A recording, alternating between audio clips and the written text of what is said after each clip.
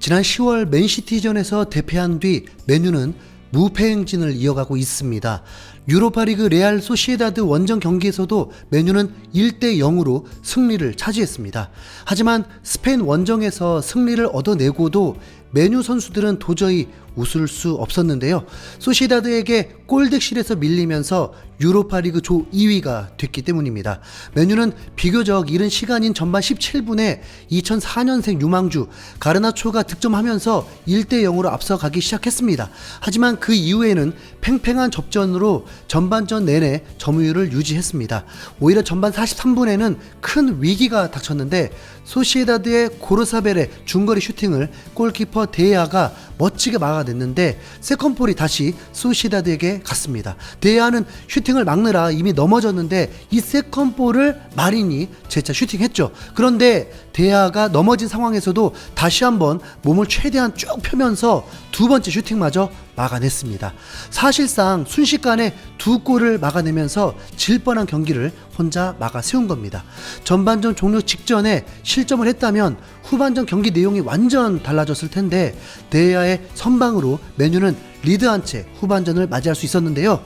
소시에다드는 후반전에 더 몰아치면서 슈팅을 8개나 시도했는데 그동안 맨유는 고작 1개의 슈팅만 했습니다. 한 골을 더 넣어야 골득실에서 이기면서 조 1위를 확정지을 수 있었던 맨유는 후반 37분 황당한 결정까지 했는데요. 수비 구멍이라고 불리는 맥과이어를 중앙 공격수로 투입한 것입니다. 키 194cm, 몸무게 100kg의 신체로 세트플레이 득점을 노렸던 것 같은데 본업도 제대로 못하는 선수가 갑자기 공격을 잘할 리가 있나요? 추가 시간 포함해서 13분 동안 단 3번의 볼터치만 기록한 맥과이어는 승부에 어떤 영향도 주지 못했습니다.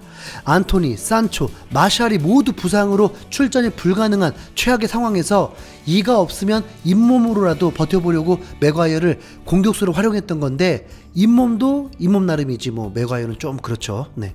게다가 그나마 수비 중심을 잡아주던 리산드로 마르티네즈마저 경고 누적으로 다음 경기에 출전이 금지됐습니다.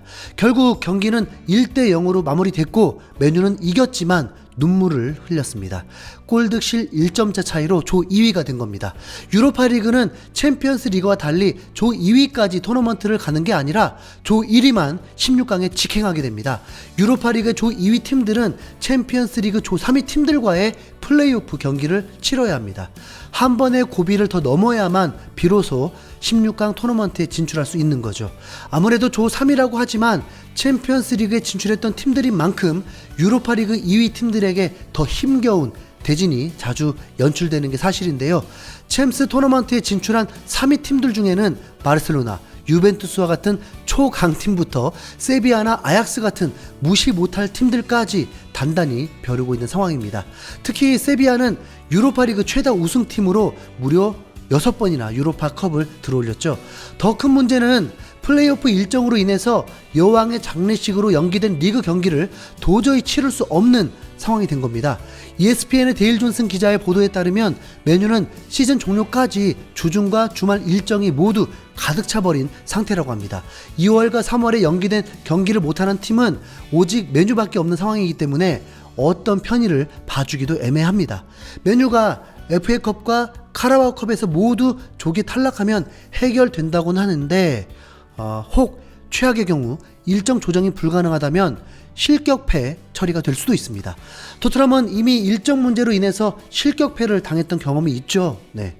어느새 리그 5위까지 올라온 맨유가 이 위기를 어떻게 극복할 수 있을지 끝까지 관심 가지고 지켜보겠습니다.